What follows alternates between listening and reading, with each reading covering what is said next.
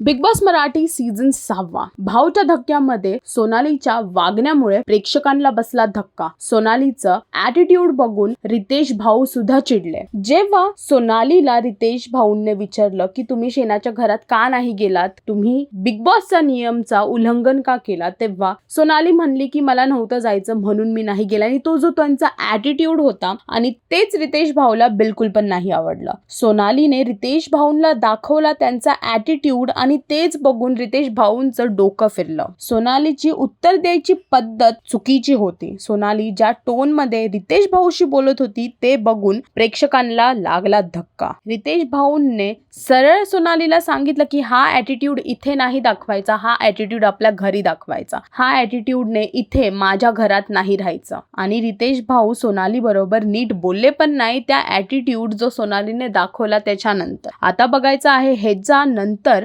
सोनालीवरती ह्याचा काय परिणाम होणार, कारण की त्यांचा ॲटिट्यूड वेगळाच होता। अजून अशी माहिती जाणून घेण्यासाठी सबस्क्राइब करा टेलीचक्कर रिजनल्सला।